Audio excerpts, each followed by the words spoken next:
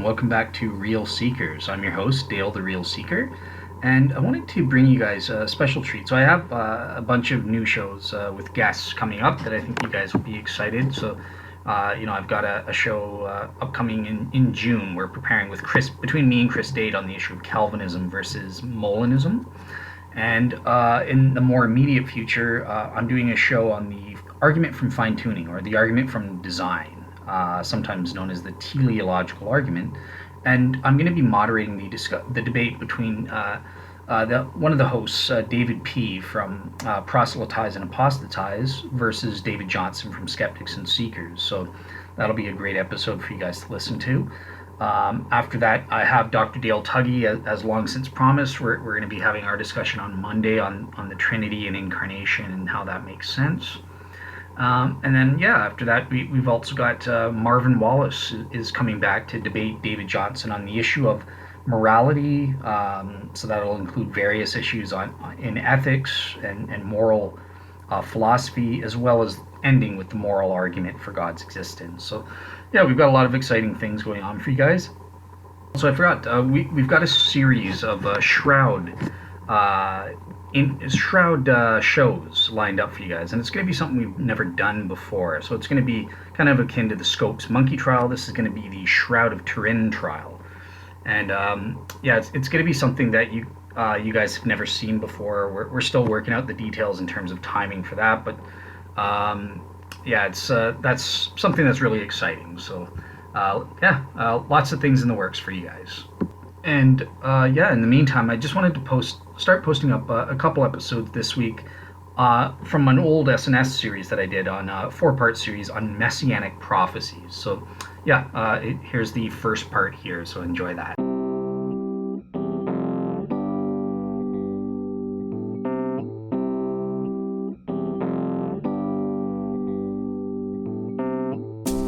Hello and welcome back to Skeptics and Seekers. I'm Dale, representing the Christian or Seeker side. And I'm David, the skeptic.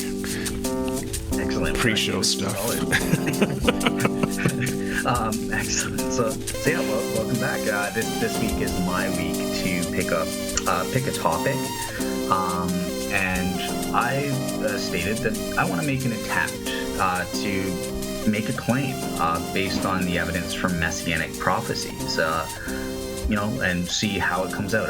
Let's see if I can make some kind of an argument based on this evidence and establish a G-belief authenticating event. I'm coming up with this argument in real time, as I've told David, so I don't know how it's going to turn out. It might be an utter failure. David will say it will be. But I'm excited to figure this out in real time and see what I can make of this. Okay, so let me, in terms of arguing, it's common, you hear Christians saying, there's 300 Messianic prophecies, and it's clear that Jesus fulfills them. And, you basically looking at, how, when I remember growing up in Sunday school thinking, how could the Jews be so stupid? It's obvious, right? It's not. I'm sorry to say, I've studied Messianic prophecies. It's not. It's a complicated issue. Let's say it's not obvious. If you think there are over 300 prophecies and it's all obvious that every person should come to it, at least in my assessment of it's not. It takes hard work to come to that sort of understanding, and I don't even think I can establish an argument based on prophecy or Messianic prophecy directly. In the same way I was making an argument for the vindication prediction argument. Me and David did a show on that. There, I would say I think I can actually establish this as a case for fulfilled prophecy proper. In terms of Dembski's specified complexity criteria and that sort of thing.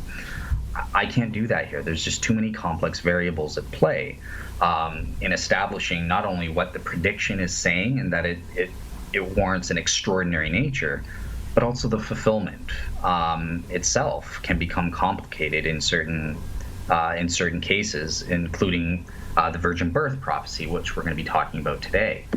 So what I want to do, just to clarify, I'm making a new argument. I'm inventing it on the spot. It's more of a nuanced argument based on the circumstances that I think I can show that there are certain elements within the prophecies which we can be certain of. And based on those and the claims about Jesus, so it's not about proving it. So with the example of the virgin birth, I'm going to be saying there's certain things about that we can show, and that the claims about Jesus fulfill that verse. And then over the course of making a cumulative case over the next few weeks, I'm going to say, okay, well, based on that, it's got to be Jesus. Jesus is the only person who made claims that, or the gospel, Christianity, the Christian Jesus is the only messianic candidate who makes claims about himself which fulfill these elements. So it's Jesus or bust. And I'm saying that circumstance is extraordinary. That's the argument I'm going to be trying to make, that alone is enough to warrant, hey, this serves as a sign from God. There's something. Why wouldn't it? You would expect if it was just random and this is all, there would be at least one other messianic candidate who made claims that could fulfill these elements and that sort of thing. Like, it wouldn't just be Jesus. So that's sort of the nuanced element of the argument.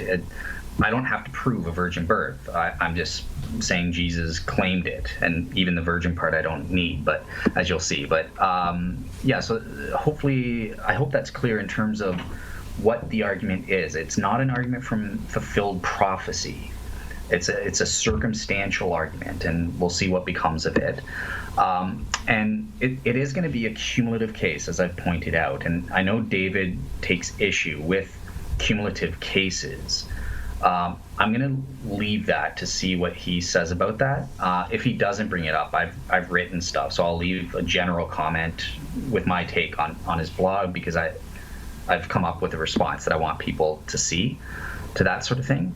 But yeah, okay. So with that said, let's get into it. What is the data? What am I what are these messianic prophecies that I'm talking about? And I'll just cover. The main one of our focus is going to be Isaiah chapter 7, verse 14. This is the famous quote-unquote virgin birth prophecy. So here's what Isaiah says. Therefore the Lord himself shall give... So yeah, the Gospel of Matthew records saying about Jesus that Jesus fulfilled the Isaiah chapter 7, verse 14. It says this: Therefore the Lord himself shall give you a sign. Behold, a virgin shall conceive and bear a son, and shall call his name Emmanuel, which means God with us. The Greek word for virgin there is parthenos. So skeptics will often deride that, saying Christians and Matthew totally got this wrong. It's not talking about a virgin. The Hebrew word in Isaiah is Elma, and that's what we're translating as virgin. But actually, the more probable understanding of that word is it's a young woman of marriageable age. Obviously, that's not mutually exclusive with it being a virgin.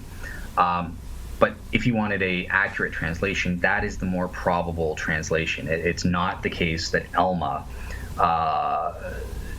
clearly means virgin. It's more meaning a young woman of marriageable age.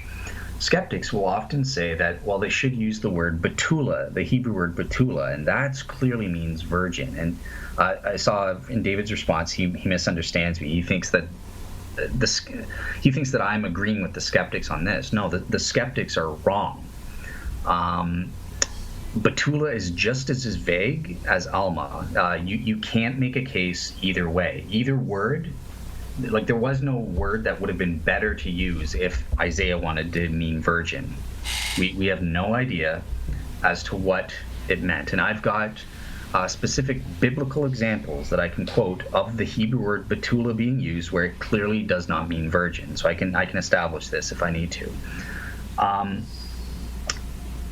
So yeah, from my research in it, what Hebrew scholars, both Jewish and Christian, I don't think we can know exactly what the originals, based on the word use alone, we can't really determine conclusively. Did it mean virgin for them, or did it mean young woman? We can't establish that aspect.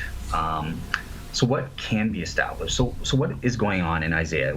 I think that we can establish that Isaiah is prophesying at minimally the birth of a royal son, which would serve as a supernatural sign to the house of David that God is with them. Emmanuel. So that's my minimal case of what I'm trying to prove. Quite obviously, that applies to Jesus. Jesus was claimed to be God in the flesh with the incarnation. Mary was a young woman of marriageable age and a virgin. They're not mutually exclusive. Either way, whatever it means, Jesus is claimed to have fulfilled that verse. Now, David asked me to give you context, because this is a Bible-focused show. So what's going on, and how do I come to this? So if you want the full context, I link Isaiah chapter 7 all the way through to 11, plus there's the song in chapter 12. I think you need to read all of this to understand exactly what's going on. And that is controversial. Jewish scholars try to separate Isaiah 7 and 8 from that, but I think they're connected. So anyways, what's going on in Isaiah chapter 7 at least is King Ahaz is getting nervous because Israel is, along with an ally, is getting ready to invade Judah, dethrone him as the Davidic descendant. He's in the line of King David. They're planning to get rid of God's ordained dynasty on earth and set up their own king instead. And King Ahaz is nervous. Oh my goodness, how do I deal with this? I'm going to be dethroned. He was considering, maybe I should make an alliance with our other enemy. The enemy of my enemy is my friend. Go to Assyria, they'll help me. So Isaiah is called in, and he says, hey, God tells me chillax, Ahaz. God is with you. He'll protect you and save his dynasty from this attack. You don't believe me? Fine. Ask for a supernatural sign. The Bible quote is, from the depths of Sheol to the heights of heaven. That means a supernatural miracle, a sign that God will be protecting them. Ahaz rejects this and says, I don't trust it. No, I would rather go to Assyria. I trust them more than God. So in response to this is where the prophecy comes in. Isaiah gets mad, or God gets mad through Isaiah, and Isaiah says, fine, instead of you reject the sign, King Ahaz. So then Isaiah turns to address the house of David, plural, not King Ahaz as an individual. This is in the Hebrew, it's the house of David, plural. To the house of David, then, I will give you this supernatural sign, the birth of a royal child named Emmanuel, born through a young woman, through the Alma, which is consistent with a virgin, will serve as a supernatural sign that God is with the house of David. Emmanuel, God is with us, or with them, technically. So that's the first case. And Jesus, of course, made the claim that he would fulfill that. There's nothing that contradicts that. His birth, a virgin birth, is a supernatural sign, and he was born to the house as the Messiah in the line of King David. So he would have been considered a royal child according to the claims. I mean, we have those genealogies in Matthew and Luke. I would say we have this minimal case that I think I can establish the Bible's prophesying the Messiah should be. Jesus is claimed to fulfill it. I'm not sure who, David would, okay, but in order for David's case to work against my argument, fine, point to another messianic candidate who claimed to fulfill this in the same way. And I know how he responds to that, so I'm going to wait for that. That's my first case. And then the other one is kind of a lesser thing, just to do with birth. It's Micah chapter 5, verse 2. And this basically speaks of a Davidic king. It's the Messiah, who would have his origins and or birth in the tiny town of Bethlehem. Obviously, in terms of interpreting that, there are different interpretations, and it's not entirely clear. Like, if you say it's a prophecy prophesying he had to be born in Bethlehem, that's the Christian understanding, and it's a valid one. But I don't think we can prove it. It could mean that, as Jewish scholars say, that it's saying the Messiah will be born to the house of David and King David, having their origins in King David, who was from Bethlehem. I think that's on par as an interpretation. I don't know if I could prove that, no, the Messiah has to be born in Bethlehem.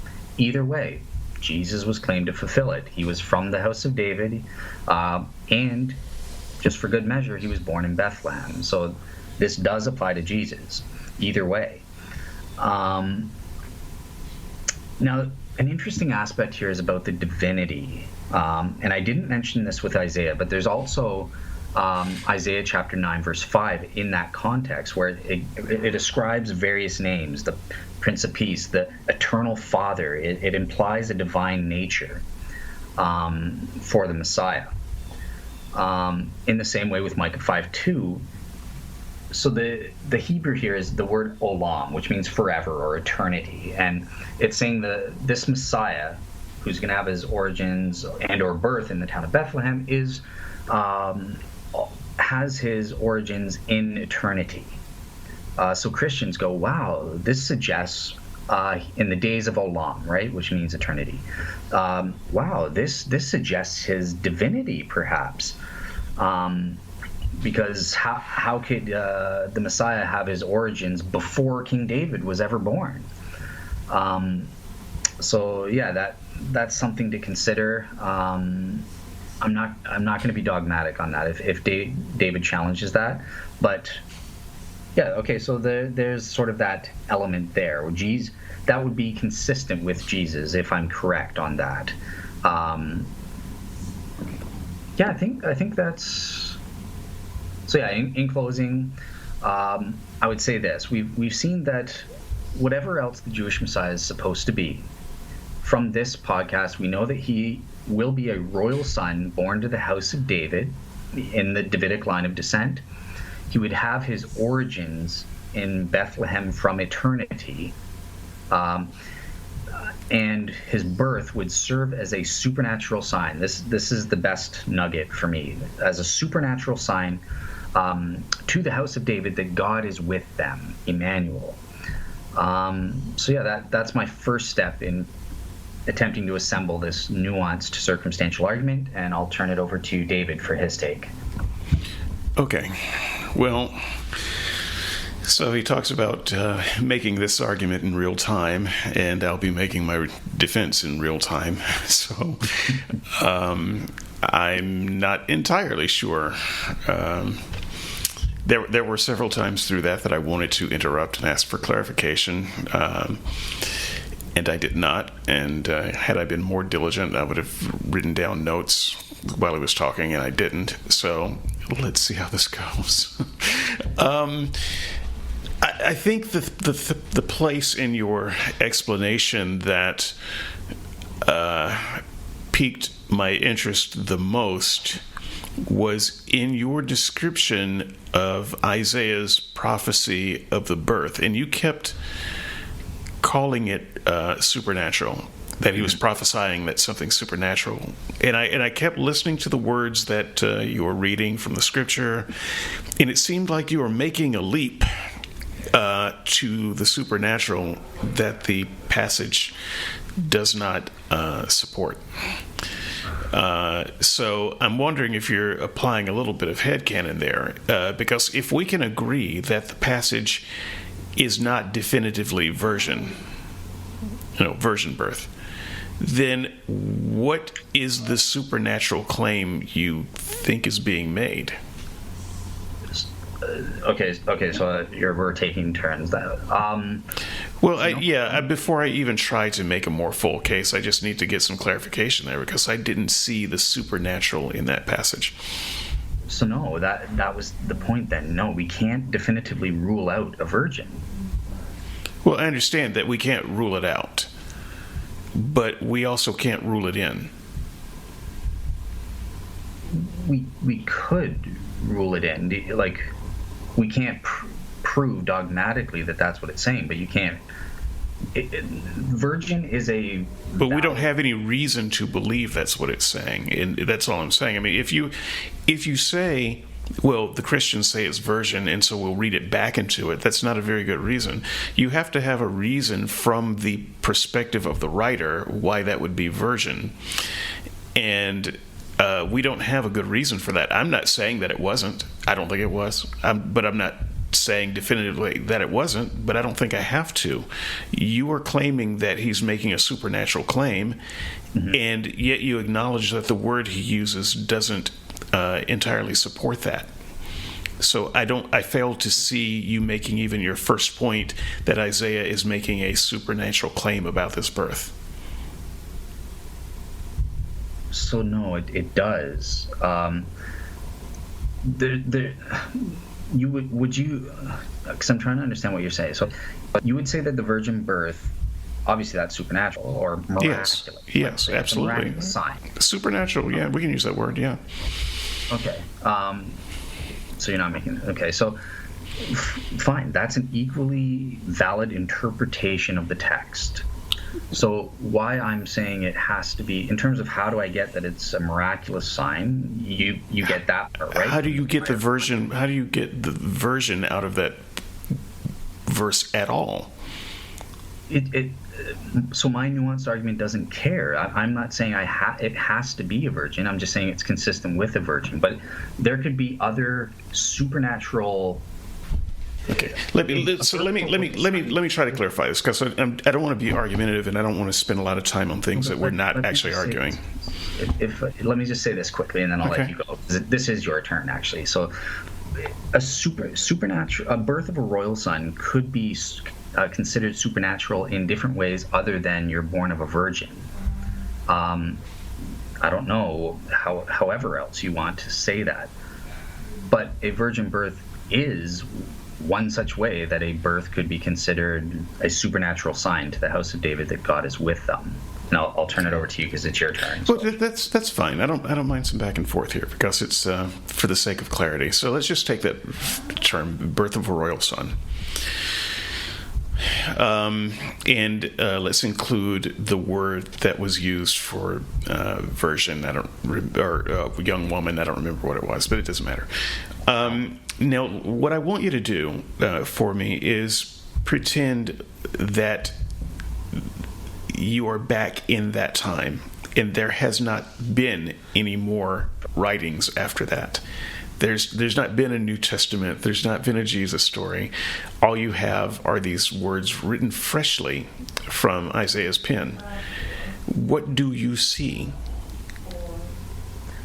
So what I'm saying is that Isaiah, God prophesied that there would be a royal son born to a young woman. Yes, but do you see? Would you just be honest? Would you? Are you saying that if there had been no intervening history between then and now, you would look at those words and say, "Oh yeah, he clearly means virgin"? No, I wouldn't. No. Okay, so you wouldn't. So you wouldn't think that. Correct. Okay, so not necessarily. But that's not a thing that would necessarily jump to your mind. You would have to have some reason to go there. That's all I'm trying to establish. But no one knows what the original hearers might have. We can't say 2,500 years. Well, I wouldn't have. I can say that because I don't know Hebrew, but from what I can know, I wouldn't jump to that conclusion. That wouldn't be my thought, even if it's a word that could be translated that. I mean, technically, Fräulein in German it's the same type of word. Could mean young woman. It could be virgin. But if someone said, "Oh, that Fräulein is with child," I would not think, "Oh, virgin birth." That would not come to mind at all. Right. So this is why the context is important, though. So number one, as you and me and even every scholar living today, based on what I've read, the scholars admit on both sides that we can't have confidence as to what the original hearers thought on this word. It could have meant virgin to them. And here's why I think I could make a case that, I mean, there are various interpretations of what this sign, supernatural sign, might have been. It doesn't have to be a virgin. And this is why I'm eliminating that argument, and I'm saying whatever the sign, supernatural sign element of this birth was, we at least know that the Messiah has to have a birth from a young woman, possibly virgin, that is seen as a supernatural or miraculous sign. Okay, stop. This is what I'm trying to question and push back on. I do not see anything in that passage that says that this would be a supernatural sign. Okay, so here's how I get that then. So remember the context of what's going on, right? With King Ahaz, Isaiah comes up to him and says, Ahaz, you're afraid because these armies are coming to dethrone you. God, guess what? God spoke to me today, and he told me he is with you. And as proof, he will give you a sign from the depths of Sheol to the heights of heaven. Would you agree with me that, and interpreting that, he means a miraculous sign from the depths of Sheol to the heights of heaven? I think he's saying, I'll give you a dang good sign. I'm not going to, it's not going to be some mundane event. Let's just say I see where you might get it from there. I honestly don't know what exactly that means. Okay. Because there are all kinds of references to Sheol and the heavens, and it just might mean this will be momentous. It doesn't mean that it will be miraculous. So. Yeah, I mean, I can't go as far as you are willing to go there. Okay, so that's good then. So we are at a crossroads then. It's definitely, you would agree that it can't be a mundane event. It's got to be something. No, it could be a perfectly natural event that's just very momentous. Okay. Lots of momentous things happen in the world that are not miraculous, but they're still big. They're huge. It's going to change the world. It doesn't mean that it's miraculous. Fair enough. So that's where our disagreement would be for the audience. I think my honest reading after seeing the scholarship and reading the full context, I think it's more probable than not. I'm not going to be dogmatic, and it's obvious that it has to be supernatural. But I do think that is my honest reading. I think it's more probable that that's what it's talking about. Well, I just wanted to know exactly where you were getting it from. But okay, so this is going to be a big thing. A king is going to be born from David's lineage. In other words, his lineage isn't going to die. Yeah. So it is not once again, I would say in my honest reading, that doesn't mean that anything miraculous happens. I mean, that's said and done all the time throughout history. Oh, this king or this village or whatever is about to be stamped out by some marauding hordes, and they say, take heart, this line is not going to die out here, you'll see.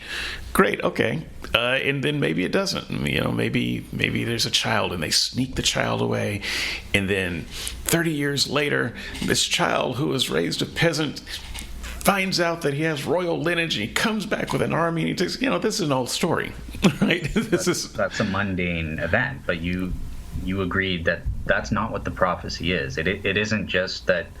Well, but I'm saying that it could be read that way. So I don't see that it has to be read any way other than that. Well, no. You agreed with me. Either it's a supernatural event being prophesied, or it's a momentous event. It can't be a mundane event. That what you just described is a mundane scenario. Well, we have a difference in agreement between mundane and momentous, because I think that things that can happen can nonetheless be momentous. They can be big events. They don't have to. You don't need a miracle for a thing to be a big event. Put it this way, then it had to be something that for them would demarcate something significant is going here that would only come to pass if God was involved, right? It's a sign that proves God is with them. Well, okay, but I don't. There's only so much that I can go there either, because they think that it's a sign from God if a woman is deemed barren and then she later has a child. Well, I don't actually trust their notion of who's barren and who's not. And so they thought that a lot of childbirths were miraculous. That I would say, no, okay, that's just a childbirth. But that's still, so for them, they were mistaken, perhaps, right? Well, yes, so they could be deceived into thinking that God was acting at times when it's just nature happening. Yeah, correct. It's not about, okay, so when we're assessing what the prophecy is, it would serve as a sign to the house of David. Even in the time of Jesus, these people had this mistaken understanding, let's say. I'm just being charitable to you. Pretend it's all BS, pretend it's a barren woman understanding, and that's the interpretation. It's not about a virgin, it's about barren women. That's what the supernatural sign was. A barren woman would give birth to the royal Messiah. Let's pretend that's the interpretation, right? We know today there's nothing that happens all the time or something. That's not a big deal. It can happen naturally. That's not a supernatural sign. But to the people that the sign was given, they mistakenly did think it, and therefore it was a demarcated event. It was seen as a miraculous event that only required God, and that signified, this is the Messiah. So I can grant this. I can be charitable and just grant, everything you say is true. They had a flawed understanding. We understand they were stupid. That's not a miracle, but to them it was, and that was the point of the prophecy. Okay, I don't know that I agree with that, but I will be charitable and grant you that. I don't think at the end it's going to make that much difference, but okay. I think that we have a better grounds to move forward, but I would still say that leaves open a lot of possibilities for this to be fulfilled. There are a lot of ways that you could convince people who don't understand how the world works very well that something momentous happened and that it was from God and that this is a sign. They thought everything was a sign. So again, I don't see how that narrows it down to, well, this could only be Jesus. Well, clearly they didn't see everything as a sign.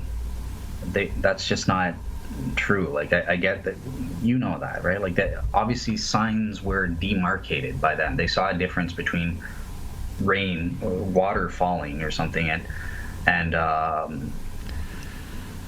and like I don't think they did. I mean, I think that if they really wanted it to rain and they prayed real hard and it rained, they would say that's a sign. So I don't see any evidence that they understood the world well enough to determine what was a sign from God and what was just nature happening. Okay, true, but there was a distinction for them. That, it's obvious. It's in the text. God wouldn't make a prophecy that, hey, this will demarcate that what I'm saying is true in your understanding. Sure, you're assuming that God is making a prophecy, which is another part of this thing. So I don't assume that. I assume that this writer Isaiah, whoever he was, said some stuff. I don't assume that he was from God.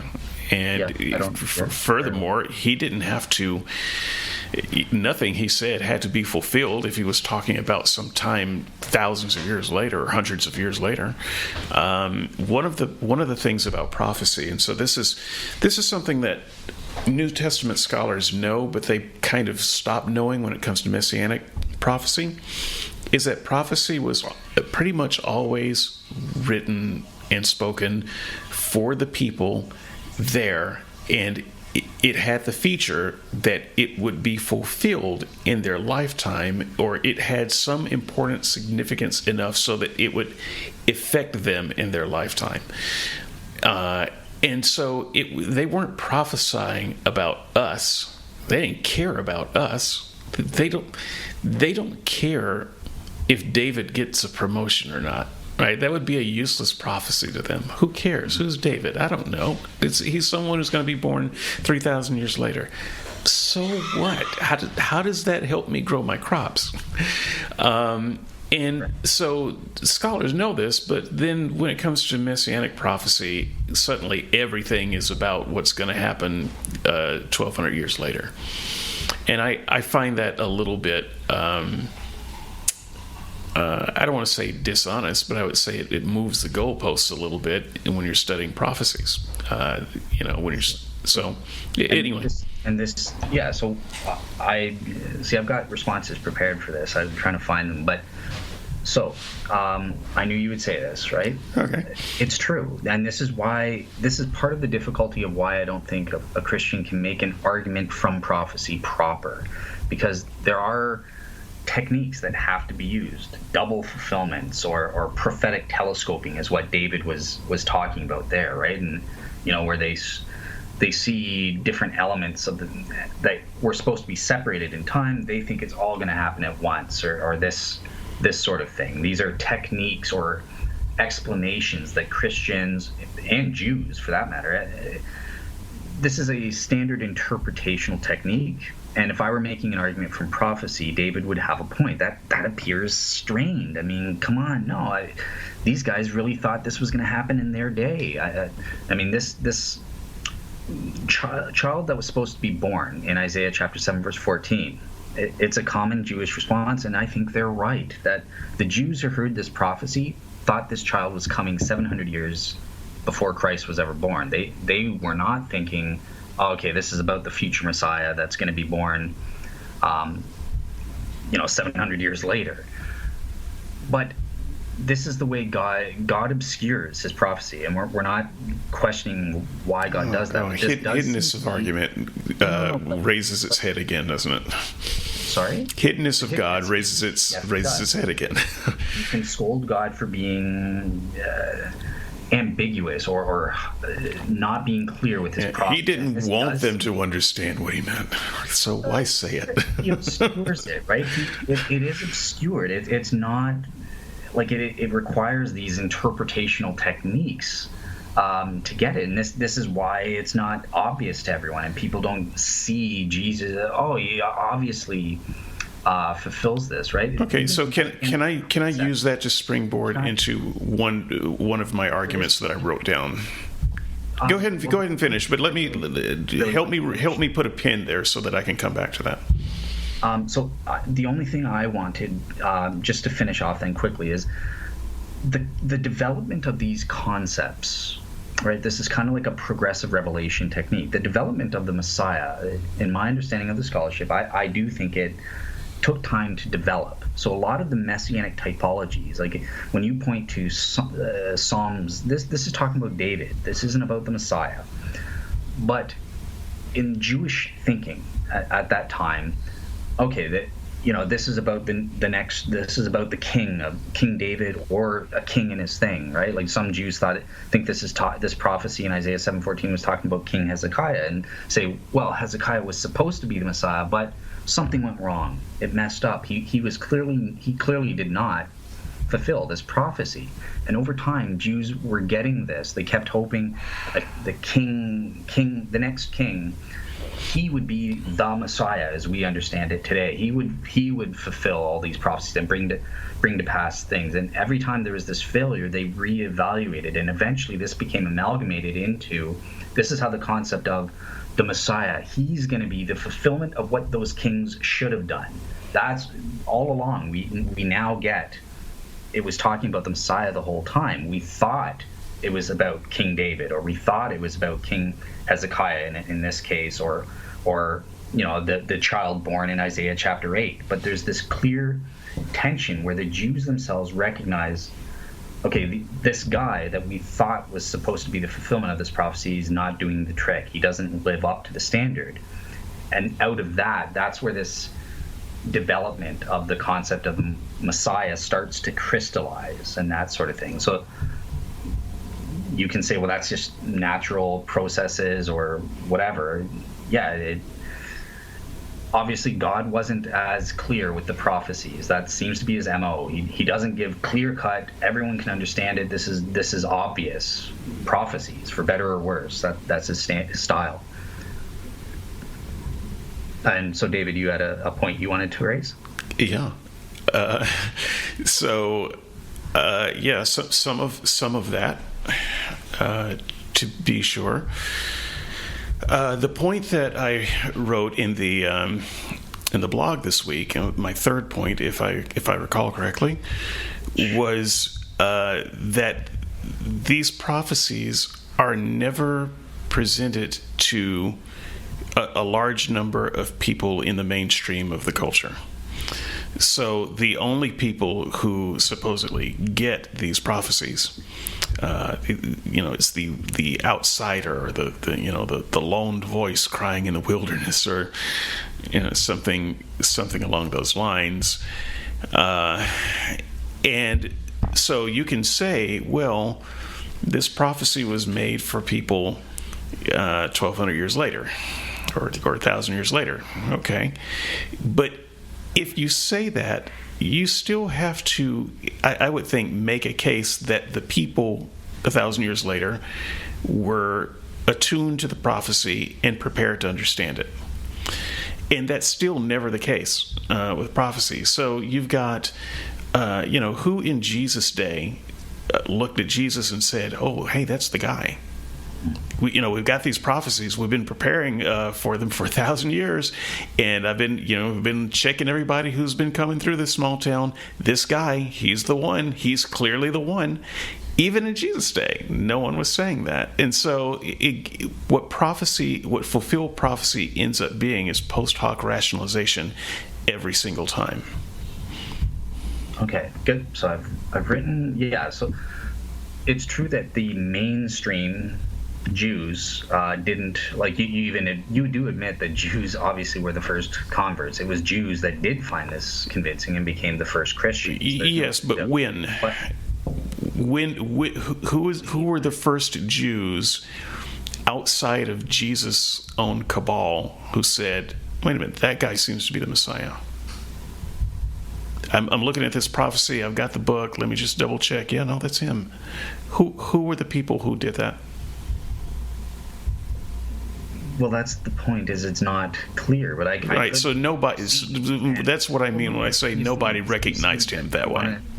Okay, the Essenes did then. If you want to be simplistic like that, there are prophecies that the Essenes recognized were messianic and that applied, that Christians said, yep, that's messianic, and it's talking about Jesus. So I could play that game if I wanted to, but here's the point of why I don't think you are correct, that no mainstream Jewish people or the leaders, Jews at large, at the time of Jesus, did not find Jesus convincing based on what they understood the Messiah to be.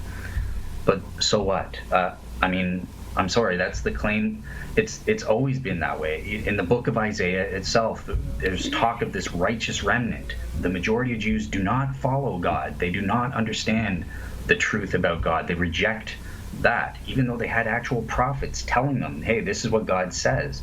They reject it. They worship pagan idols and that sort of thing. So there is this notion, even within Judaism, as you call it, of the righteous remnant within Israel. So you seem to want to go, well, the majority didn't buy it, therefore these are the true. I'm just saying the prophecy has to be for somebody at some point, and it seems like you can't come up with any particular point in history where people looked at the scriptures before the events happened or even during the events where they were prepared enough to say, we should be expecting a Messiah right about now, and we should be looking at this place, and there's a guy and he looks like he fulfills these criteria, and yes, this is the person of prophecy. Well, at some point someone ought to be prepared for that, and if they're not, I don't have much respect for the idea of prophecy, which, by the way, I don't have much respect for the idea of prophecy, but this is one of the reasons why. It just ends up being post hoc rationalization from a bunch of cultists. I don't care about that. So perfect. Here's where it gets into the point about the cumulative case a bit, and I do have a point I want to make before I get into that, but just as a quick, so you mentioned the timing. Wait for blog number 3. I'm going to be talking. That's going to be one of my major things, is that the Messiah had to come, but before the destruction of the second temple. This is going to be another part of my cumulative case. Okay, well, that restricts future messiahs. That restricts all other candidates and that sort of thing. So you're right. In terms of what I'm doing right now, I haven't established it, but that doesn't mean I don't have a plan to do that at some point. Okay. But just before I get into the cumulative case, one thing, because I thought about this and I thought it was a great opportunity, because I dropped the ball when we were doing this subsumability show, and you were bringing up this thing about Jews and that sort of thing, and I sort of fell into the trap, and I myself as well, that treating Christianity as though it's some kind of different religion, whereas Judaism, those are the true guys. They've maintained the true faith. Actually, that's not true. In the first place, rabbinic Judaism, the Judaism that began to take shape in the 2nd century, which didn't crystallize until, I would say, the medieval period with Moses Maimonides, who made the 13 principles of faith. If you want a Judaism proper, that's the guy I would go to in terms of Judaism as a modern religion, rabbinic Judaism. They are a separate religion. They do not follow. They're not a part of biblical Judaism. I would say that's Christianity. Christianity follows biblical Judaism. I could make that argument. It's okay, there is no issue of subsumability. They are the one and same religion. That it's just like Isaiah is in the same religion, but he came centuries after Moses. Jesus came centuries after Isaiah. They're all in the same stream. Okay, so are you suggesting that the Pharisees and Sadducees of Jesus' day were not real Jews? Yeah. Yes, they weren't a part of biblical Judaism. So that would be real Jews. So they're not real Jews. Yes, they weren't. If it's not biblical Judaism, it's not real Judaism. You're saying they're not real Jews. They weren't a part of biblical Judaism. When you say they're not real Jews, I'm afraid, are you making a racial thing? Like, obviously they were. Look, Judaism is very complicated with mixing race and culture and religion, and I don't want to get into, is this anti-Semitic or not? I just have to say the things, and people have to understand that I'm not anti-Semitic. So, children of Abraham, genetically and physically, and they're part of the nation of Israel. But we're talking about the religion of Judaism. So no, they were not a part of the religion of what I'm calling biblical Judaism. Okay, so I think that would be one of those areas where we would dispute, because another one of my arguments that I made is that what Christians are doing with their prophecies is conducting a hostile takeover of Judaism, and Christians do not listen to Jews as to what their sacred texts meant and what those prophecies meant, because Christians don't care what Jews think their scriptures meant. Christians decide what the scriptures meant, and they tell the Jews what it means. If the Jews don't agree, then the Jews aren't real Jews. I think that is in a kind of an atrocious way to go about it. The Jews, whether you think that they have followed the biblical teachings or not, this is their experience and their legacy, and they get the first right to say what they think their own words mean. So that's the. Oh, I'm sorry. I'll shut up. Well, I mean, look. I think when Christians come in and say, "No, you don't get to say what your scriptures mean. We will tell you what they mean based on what we need them to mean," then I think that is a problem with a dominant culture trying to suppress and subsume a lesser culture. And I have some small experience of that. So it feels a lot like that when I hear Christians talk about the Jewish prophecies? I mean, just, have you looked into, for instance, in your research, what Jews say about these prophecies, and have you considered them at all? Yes, I have. Could you talk a little bit from that perspective? Yeah. So, as I said, Rabbi Tobias Singer, that in terms of the virgin birth, there are at least 4 different interpretations. One of them is that it's about King Hezekiah. They'll claim, well, actually, this isn't a future tense prophecy; it's past tense. It's talking about Hezekiah. Another one, more popular, is it's future, but it's about the immediate future, and there's either someone born to the royal line. There's another interpretation that, this is going to be a child born to a prostitute, and obviously some Jews will say in Isaiah chapter 8, and I'm not going to say his name, I don't, Maher, and then he has a dang long name. They'll say, well, this is what this prophecy is talking about. This is the child that was foretold. See, he was born. But that's where I was getting into the fact but that doesn't work. It doesn't work with Hezekiah. It doesn't work with Maher, because they don't live up to the fulfillment of the prophecy. But why can't you accept the idea that the prophecy is just wrong? Maybe, in fact, that was the prophecy, and it just ended up like so many other prophecies, unfulfilled. So I can, right? So remember, my argument that I'm making here is circumstantial. I'm saying it's got it. When I finish my case, it's going to be Jesus or bust. You can take the bust option and say, well, it's all a crock. These are all there. Of course, there are errors in it, because the Bible has errors. But my circumstantial argument is sort of taking, Orthodox Jews and Christians, let's take a biblical inerrancy perspective. And can we establish the circumstance that under that perspective, it's Jesus is the only messianic candidate that can make a claim? But why would we even take a biblical inerrancy perspective? Because you want to see what you can make of it. But obviously... Well, if you're not a biblical inerrantist, that seems like a very strange experiment to do.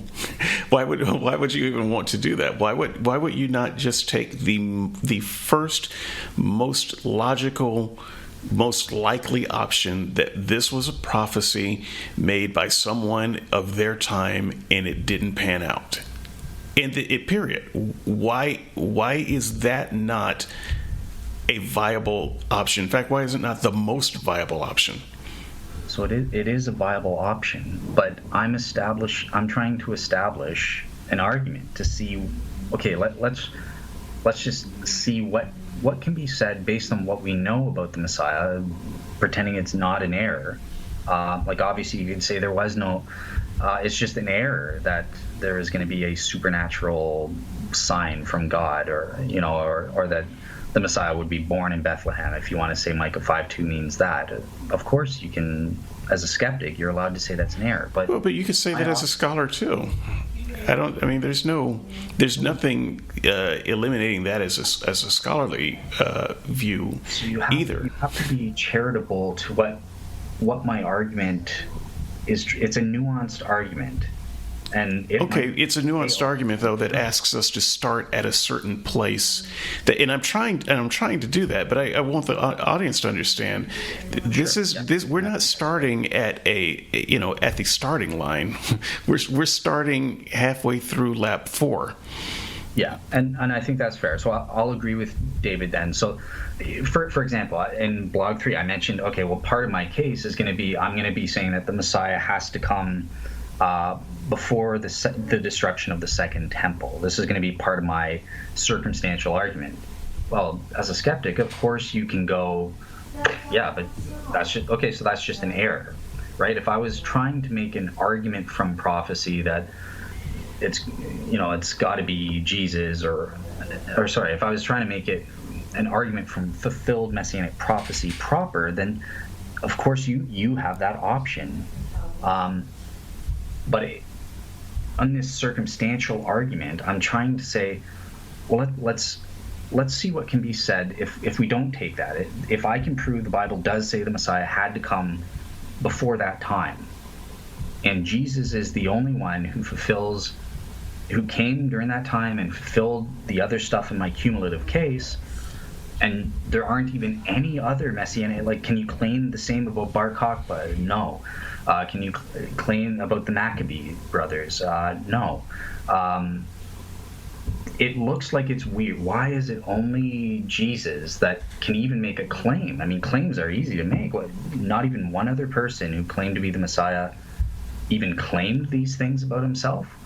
So that's the circumstantial argument, that you might, this is my attempt to make the best of what I can, because I know that I can't make a direct argument from prophecy, and that seems to be what you're wanting me to do. I already admit I fail. So we have hit an hour right up against it, but there were some things in the blog, and if you haven't read the blogs, it's skepticsandseekers.wordpress.com. There's some good writing in there, and then Dale also wrote some stuff.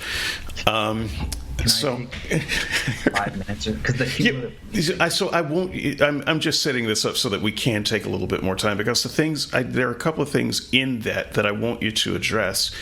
One of them was the Emmanuel thing, so you can take a few minutes to address that if you. And the other one I have. It wasn't in the blog, but it was in our earlier conversation. Self-fulfilling prophecy,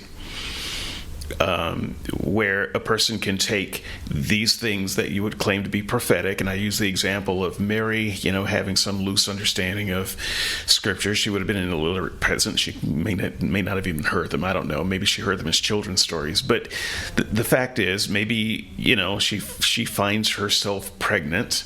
She needs to come up with a story. And so she says, wait a minute, we're near Bethlehem. How about this? God made me pregnant, and I'm actually a virgin. And what did he say his name was going to be? Yeah, I'll call him that. So that would be an example of self-fulfilled prophecy. Do you have any way at all of distinguishing, miraculous claims? Miraculous fulfillment from just that kind of self-fulfilled prophecy. So if you could address those two things, sure, we can take a little bit more time. Okay. So starting with the self-fulfilled prophecy, this is an objection that only applies to an argument from prophecy. And of course, David is absolutely right that self-fulfilled prophecies wouldn't count as a G-belief authenticating event. Just with his scenario, though, about what Mary did, I would say that, and this leads into a second point, that's not what happened, actually, because she got the name wrong. She called him Jesus. It's supposed to be Emmanuel. So, I could play that game. And that's sure, I hope you do, because I want you to address that. Sure. So that's my next point. Actually, Mary didn't get it wrong, though, because Emmanuel, that it doesn't mean that he actually has to have the name Emmanuel. It's the same with Isaiah chapter 9 verse 5. There are different names there for the Messiah in Isaiah 9:5, and I was going to talk about that, but I excluded it because there's too much. So I'm just like, whatever. But this is one of the Messianic prophecies that speaks of the divine nature, according to Christians, of the Messiah. Now here's the Jewish counter, and I think the Jews are somewhat right, but if you want to be a skeptic, well, one of those names is the Eternal Father. Jesus is God the Son. He's not God the Father, so I guess it's a failed prophecy, haha. But that's you not following Jewish scholarship. I mean, it's not that to be taken literally. It's can be interpreted in a way that it's, and this is from I'm talking about Jewish non-Christian scholars here. So in Egypt, right, they would give throne names to the royal son or the royal king. They would give them 4 different names which could either describe properties or attributes they wish to instantiate in these kids. That's what's going on in Isaiah chapter 9 verse 5, and it's the same with Emmanuel.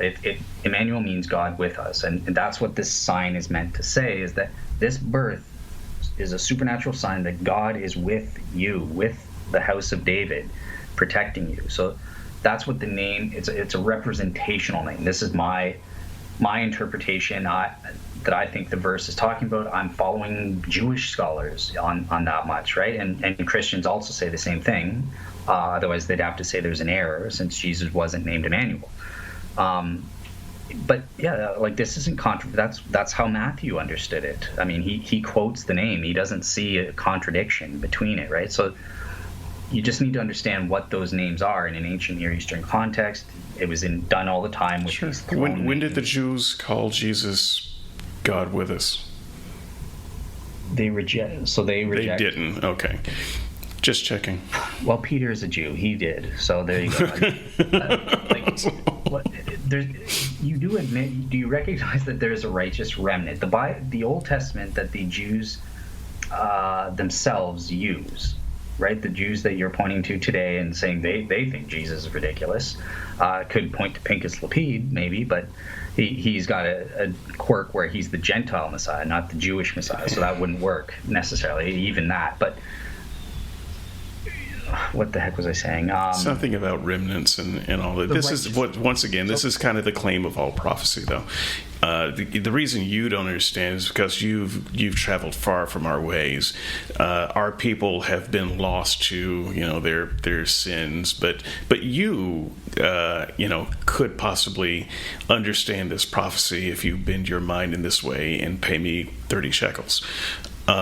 So I mean, this is just prophecy. It's a thing that nobody at the time understands. Nobody at the time when it's supposedly fulfilled understands, and it's left only in the hands of a few people who get to be the sole arbiters, interpreters of what that prophecy is. And in this case, it's not even the people to whom the prophecy was given. So, but that doesn't. No, it was given to the people. I mean, the early Christians were part of the nation of Israel. They were Jews. Stop excluding them as though they're some separate religion. But there is. Well, they did in fact get some Jews to follow Jesus. I'm not denying that claim, but. There were Jews who would follow just about anything. So, I mean, you've got... I compare this to Christians who go off into cults. And you can say, well, no, those are the real Christians. In fact, that's what they say. Oh, we're the real Christians. I mean, we don't even have to get too deep into the occult movement. Just look at Mormonism. Many Christians would say that Mormons are cults, and the Mormons would say, oh, no, we are the righteous remnant. And so I don't buy that as much of an argument. So here's what you do, right? That's why you got to stop just bringing up claims. We're getting into it. We're diving into it. And I presented a case that presents a partial case so far that I think we can say, well, if anything else, we know that there is supposed to be a royal birth that serves as a supernatural sign. You took issue with that, and you said that's not true. I took issue with that on the grounds in part because no one knew about this sign. So you say Mary did, and it was kind of a secret. But if you look at, say, Jesus when he started calling his disciples. He did not call his disciples and say, "Come here. I've got a scroll here. I want to explain to you some text." He didn't do any of that. His disciples didn't follow him because he was the prototype of what the scriptures were describing as a Messiah, and that he was what they were expecting as a Messiah. He was not. They did not follow him on the basis of fulfilled prophecy. Okay, not a single one of them. No one walked up to him voluntarily and said, you look a lot like this guy I've been reading about. So they were, there were Christians who were convinced to follow Jesus, but they were also convinced to follow every other Messiah that came through town as well. Okay, so here's the point. This is why you don't just go by claims. Do what I'm trying to do and what David did early in the show. Let's dive into it and see if my interpretations are correct. Am I correct about the minimal case of what Isaiah chapter 7 verse 14 is saying? dive into it and see if that is the proper interpretation or not. Now, just because it's not even a mainstream view is irrelevant. I mean, the Bible itself. Let me ask this, David. Well, I mean, it's relevant to my case. So I'm also making a counter case, and I consider that a relevant detail. Yeah, I didn't listen to this then. So the book Isaiah, the prophet Isaiah, is he a different religion than what you're calling Judaism, the mainstream Judaism, or is he a part of it? I don't know. I'll be honest with you. I don't know the answer to that. It's a fair question. It's something that I have thought about. So, for instance, there were Jews in Jesus' day. I want to say the Sadducees, but I don't have material in front of me, so I don't want to say for sure, and then someone clobber me later. But there were sects of the Jews. Yep. Who did not believe that the prophets were a part of sacred scripture. They believed only in the Pentateuch, and that was sacred scripture, and everything else was not. It's not to say that everything else was crazy, or you shouldn't look at it, but it wasn't. Just to chime in, David's correct. It is the Sadducees. They didn't believe in the prophets. They didn't believe in an afterlife or angels or any of that. So, yeah, you were correct. Okay, great. So you're asking me, was Isaiah a real Jew? And I would say that depends on which Jew you asked. Because even in Jesus' day, that was not settled. Okay.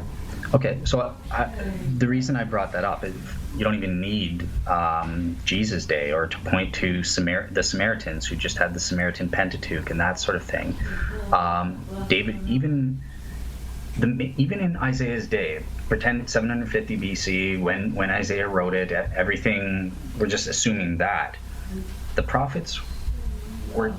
Some secular scholars say, well, the prophets were chastising the Jewish establishment even back then, because for them it was all ritualistic. We do the temple sacrifices, we follow Torah, but the prophets were saying, no, that's not what it's about. You have to approach God with the right heart, and that's the most important thing. There was a split between the prophetic class and the priestly class. So I wouldn't necessarily, like, secular scholars will say, well, see, the prophets are repudiating. No, they're not. That's false. But the sacrificial system, they admit the law of Torah that you have to make the sacrifices. That's good.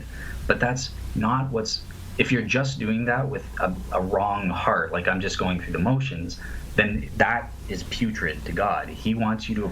The most important thing is that you are repentant or that you are approaching God with a truly thankful heart. It's not the sacrifices themselves, and that was what the prophets were elucidating or clarifying with their message But yet the majority of the Jews at that time were just, or at least the leadership or the mainstream Jews, were just going along. No, we're following Torah. We're doing the sacrifices. Who gives a fig? If I'm truly repentful or truly thankful, that doesn't matter. The prophets were renouncing that attitude. But the point of me bringing it up is that the way you're treating Christians as being a part of biblical Judaism, as I call it, well, you could do the same to Isaiah. You have to, or any other person that comes after the earliest writing or something like that, and that's not. I suggest that's not. There's something wrong there. Like they're in the same line. They're in the same. Okay. Well, I would say that in the same way that you think that the bulk of today's Jews aren't real Jews, I'm not entirely sure that Isaiah was either. That's consistent. Yeah. Right. I mean, I'm not sure of that, because Isaiah had some ideas. Jeremiah is another one who had some ideas that the mainstream Jews did not agree with. So, they were certainly not looking forward to the role of suffering Savior, whether that meant an individual or whether it meant the Jews as a group. or the nation of Jerusalem, as many Jews would interpret it, also many Christians. But they would say, well, that guy's out of his mind. That is not the Judaism that we were promised. He's preaching a different doctrine, if I can use some New Testament Christian terms to apply to these guys. And so they would say, yeah, he's preaching another gospel, and you shouldn't have to listen to him. There's a reason that all the prophets were killed. Yeah. No, So I appreciate that. I think that's a good. If you're comfortable with just saying, well, yeah, Isaiah is not. Isaiah had the religion of Isaiahism, or so it's like a separate religion, or the prophets are like a separate religion. Then you're being consistent, I guess, and that. And just so people aren't too horrified when they're listening, I don't know if that's what I'm saying. I'm saying that is a possibility, one that I have considered, and one that makes sense. I don't know that I am going to actually ever be able to refine that understanding much better with the information that we have, but that's kind of where I see it. There was a bit of a schism in Judaism, and even in Jesus' day, you can see the various factions and so forth as they lined up behind various people. And so, yeah, it wasn't a completely monolithic culture even then. And so, yes, there were some people who decided to follow Jesus. But the point that I don't want to get lost there is even the people that followed Jesus didn't follow him because he was the Jesus of prophecy. Because he didn't present himself as the Jesus of prophecy. You don't get that until Matthew starts writing, or Mark. If you follow the stories, Jesus did not call people based on the fact that he was the fulfillment of prophecy. He called people because he could do miracles, or this, that, or the other. He called people who weren't terribly educated in the prophecies anyway. And so I don't think that you can make the case that, see, Jesus is obviously the fulfillment of prophecy, and that's why people followed him. That is not why people followed him, at least not initially. It became a post hoc rationalization at some point, but it wasn't the initial reason. I would agree with you that it took time to develop the understanding of how Jesus, of seeing certain messianic prophecies. It wasn't immediate in that sense, right? Like quoting Matthew, oh, Jesus went down to Egypt, that fulfills the prophecy because it's messianic typology. That wasn't there immediately. That took time to develop. I don't know, I wouldn't push it as late as with that one I think I would leave it for Matthew. But so I think that we're in the process of agreeing here, that you more or less, yeah. Yeah. So here's the last thing that I was trying to get to. So David takes issue with cumulative cases in general. Now, my first response to that is this isn't actually true. So this is the epistemology portion for you guys. I know people like that, really like this. So in the first case, cumulative cases are used all the time. It's how science works, for crying out loud. I mean, we progress our understanding, and think of modern cosmology. First, we had the redshift evidence discovered by Hubble. We had the laws of thermodynamics, and then eventually that was culminated with the cosmic microwave radiation evidences. Cumulative cases are completely logical in and of themselves to use. Now, I'm not being fair to David here. Here's what I think, and David can correct me if I'm wrong. Here's why I think David in his blog takes issue with the cumulative case. It's not cumulative cases in general. If I have a bunch of cumulative evidences that are 51% proven or more, or I can prove are more probable, and then put them together, I think David would be like, that's cool, that's fine. But that's not what you're giving us here. You're giving us a cumulative case of improbable evidences, and then pretending that overall this somehow becomes more probable. Is that That's correct. Okay, good. So in the first place, my response on that end, and I actually agree with David in being, I'm more along his lines. I don't understand, and I actually have discussed this issue because mathematically, apparently that's not the case. It is somehow probable, and I don't understand it. I've gotten into discussions with Tim McGrew, and more recently, Andy Bannister, who was on Unbelievable. He was fascinated with my approach on the shroud when I first converted, and with my probabilities. And he was mentioning this, that it's not actually true. You can use various improbable evidences which are improbable in isolation, and cumulatively that somehow makes it more probable than not. I told Andy, I'm on David's side. That doesn't make sense to me. I don't get it. The only thing I can think of as to what he's talking about, which I would agree with, is that it is possible to have a series of isolated evidences which on an individual basis are all failures. So let's take the resurrection. Pretend I have all the individual appearances, and I try to argue based on those appearances alone that the resurrection happened. And they're all failures. No, in isolation, it doesn't all work.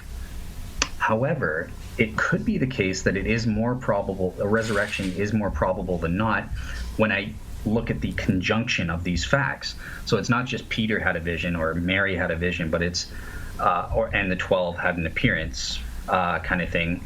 It's the conjunction of those facts. So Mary and Peter and the 12 all had an appearance within a 1 week period, a very short period of time. And on that level, you might be able to say, oh, well, that conjunction of all three of those facts, that's improbable to occur, to have all three of those facts occur successfully. And that's how William Lane Craig makes his argument for the resurrection, this cumulative case type thing, more so than focusing on the individual appearances and arguing for them one at a time, like what I like to do.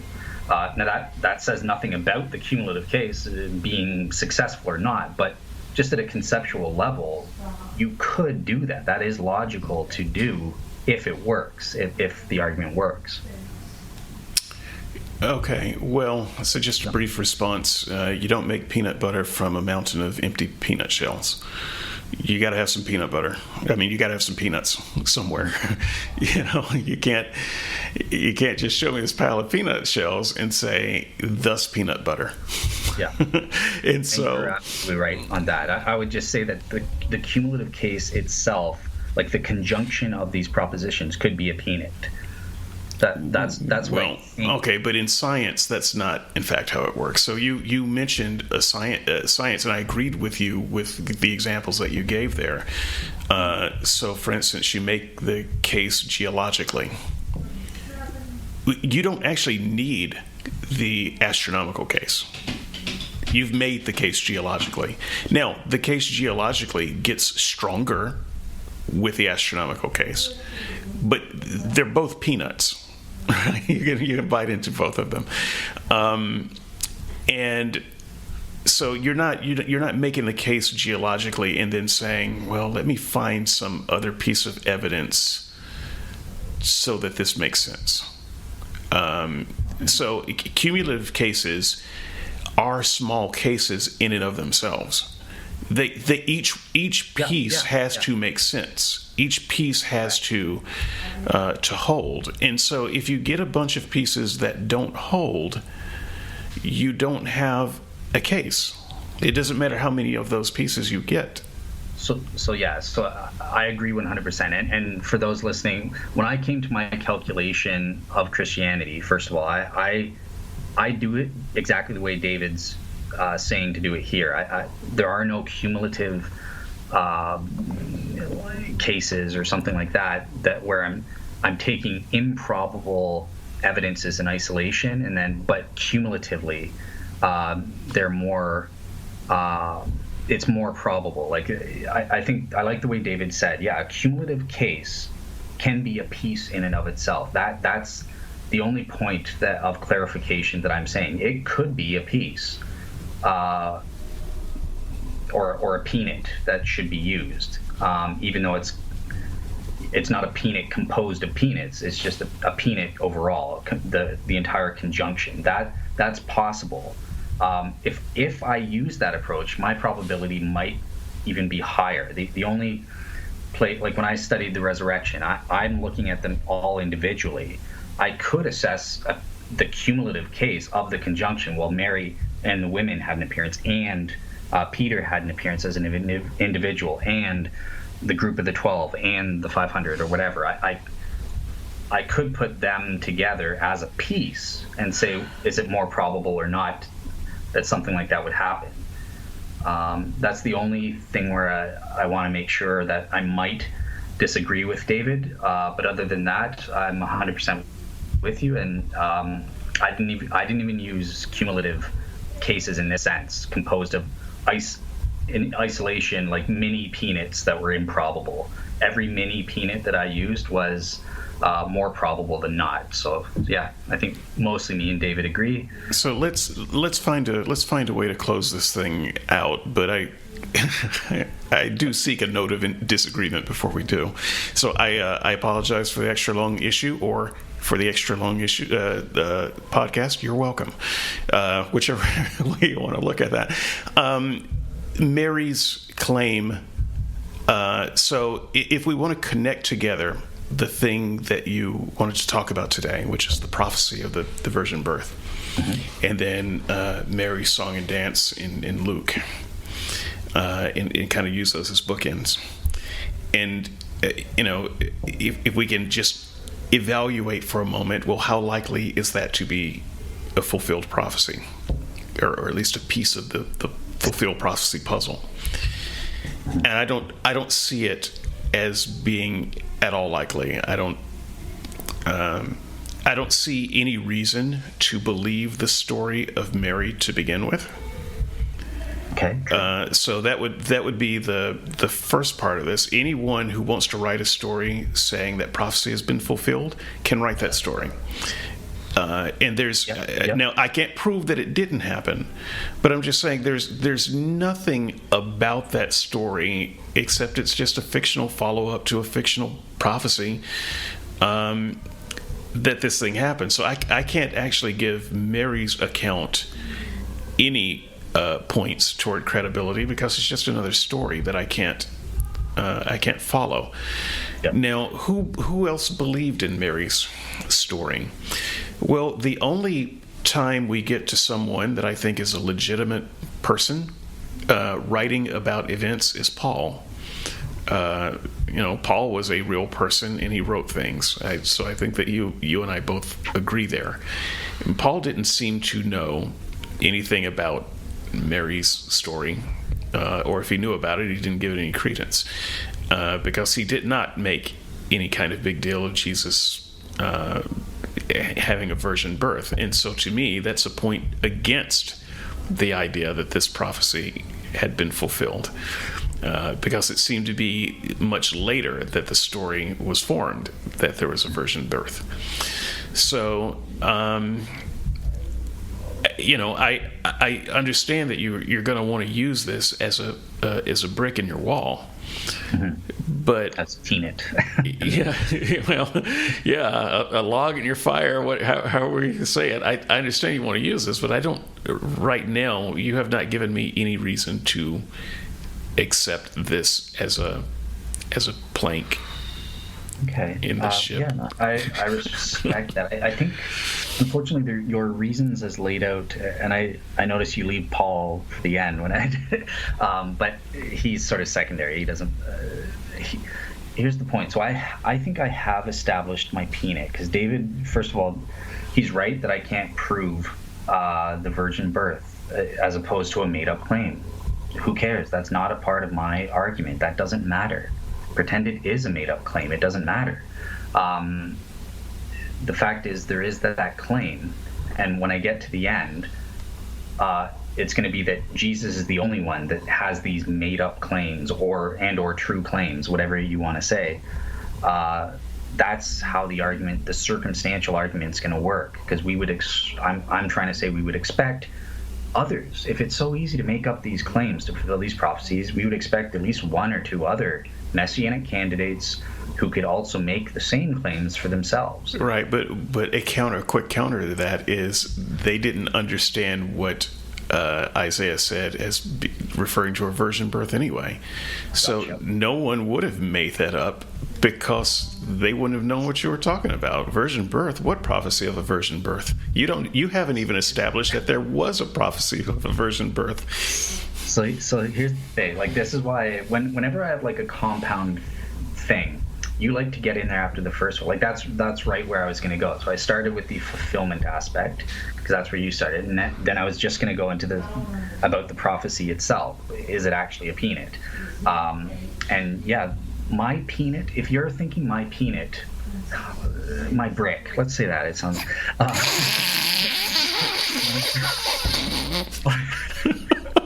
My brick. Oh, my listeners, you're all 12. Anyway, go ahead. My brick. It's a virgin birth. Then I'm sorry, you didn't get it. I specifically said we can't know that. That isn't my case. Right, but your case does depend on it being a claim. And I'm saying you haven't even established that it's a claim.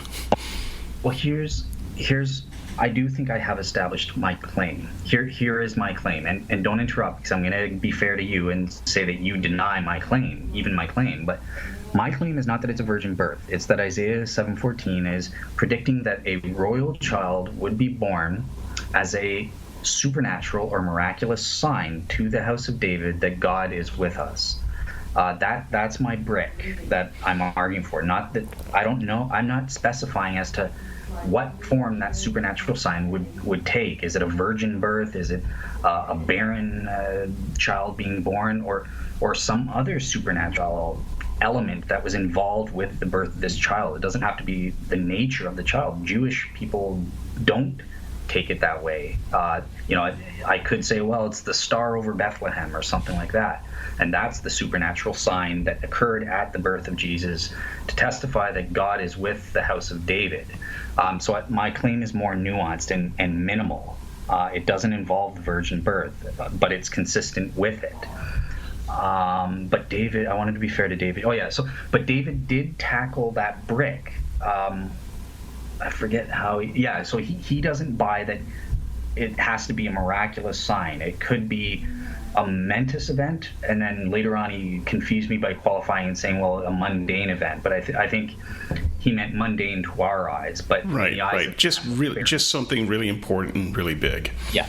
Okay. So yeah, that's his take. I think no. I'm going to stick. I think it's more probable to say the miraculous element is a part of this brick.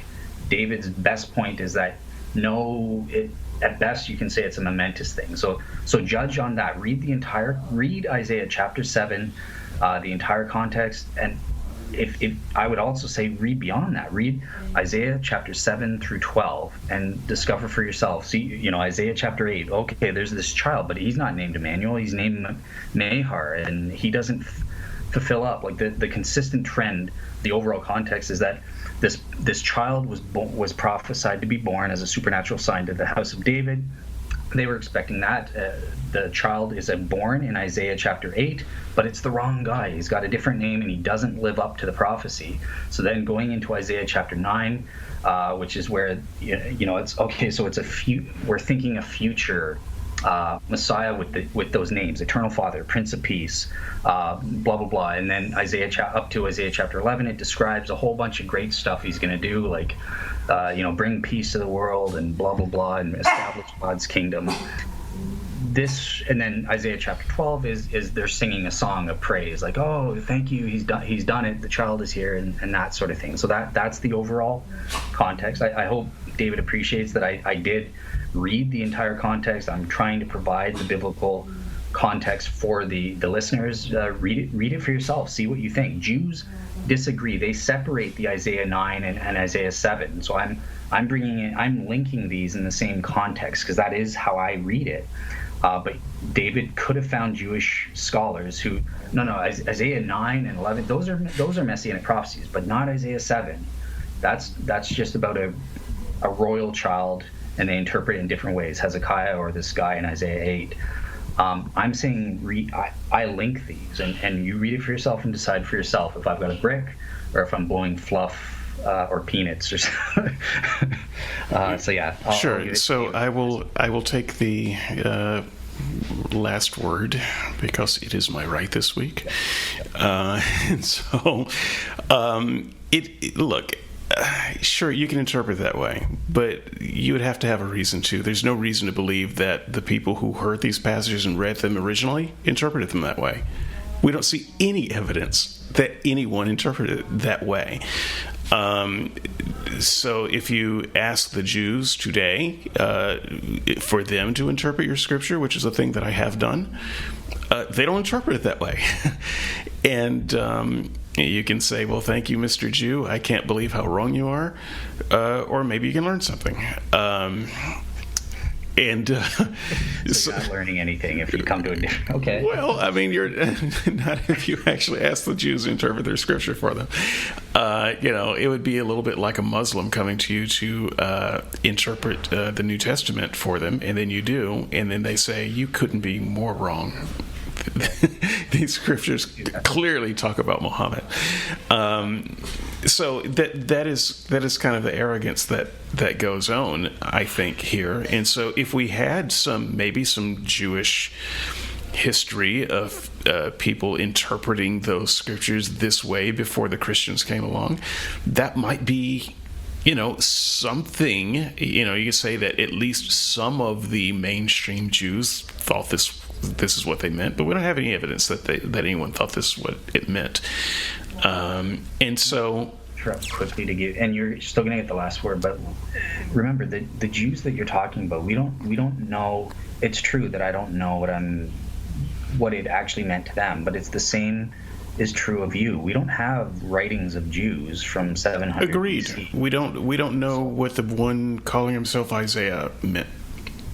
And we don't have his explanation of it. So pointing to and we don't have anyone terribly close to the time giving some explanation of it. And so that's all I wanted to say. Yeah. So you and I both agree there, and I think that's why it's all the more strange when people become terribly convinced of this non-standard reading. That this must be what it means. Furthermore, it's the only thing that makes sense of what it means, and I think that becomes a very odd case to make. And I will say little more about that because once again I've got to wait for Dale to develop his argument before I can dig in deeper. And so what I will just go ahead and declare is that since Dale has a couple of cases to make, next week will be his week, and it'll be his week until he is done making his case, and we'll see what we can make of it. But I think with what I've been given, I think I've done the best I can with the shells that I've got. I think you did a good job. Yeah, there's something for people to consider here. And Dale, shut up. David's closing speech. I'm sorry. I'm going to put tape on my mouth. Next thing you know, you'll be banning yourself from the podcast. So no, don't do that. I'll just put tape on my mouth. I can live with that. Send pictures. So at any rate, folks, it's been fun. Sorry, my voice is a little bit off. I'm not lethargic. I was very excited about this show, and I enjoyed it. I just can't seem to talk very much right now. So what's about to happen, a little bit of inside baseball, is Dale and I are going to break for some lunch, and we're going to come back and record with what's his face? Barry Schwartz. Barry Schwartz. May the Schwartz be with you. We're going to come back and have a conversation with Barry Schwartz, and I'm going to do my best to get that podcast up today. Today being tomorrow for us. So whenever you listen to this. So if you didn't see the Barry Schwartz in the feed when you listen to this, look again, because I'm gonna try to get it in there pretty close to the time I get this one in there. And yeah, and one thing just as an announcement. So with the shroud, so I am still willing. I know there's been confusion, but I never said I wanted to cancel the debate with Alan. I'm still willing to even do it if he wants to. I mean, there's no pressure. I've always said if he doesn't want to do it, which it seems like he doesn't, then that's fine. That doesn't mean he doesn't deserve to be considered or anything like that. But either way, I've given him till tomorrow to let me know. If he does want to do it, he can email me. But if not, that's fine. I'm still going to address his comments as well as some of your others that I've seen on the boards in a listener feedback episode. So either way, you'll get some kind of response from me on some of the comments that have been going around, or some of the criticism of my Shroud series. Sure, and I invite people who are not interested in the Shroud series, because maybe it's just a one-sided lecture. This podcast coming up with Barry Schwartz, well, it won't be a debate. Andrew will be providing the other side, and there'll be, I think, some listener feedback and questions of Schwartz. Am I right about that? Yeah. So I worked into the questions themselves are really from the audio. Tyler B., you always scold me, for example, for not mentioning the long arms, and I've given him the answers to that, two answers to that. But I mentioned why it's not in the podcast. It's not appropriate yet. So finally, Tyler, you will get your response with Barry. It's one of the questions. Look out for that. You'll get your answer. Okay, so there is something to look forward there. So if you have not heard the Barry Schwartz special, look in the feed for that. If it's not in the feed when you look the next day. I will get it. I'm one man, and I still have to work this weekend. So at any rate, that will be enough for now, and we'll come back next week and see if we can find some semblance of an argument for a messianic prophecy. We'll talk to you then. All right, bye-bye.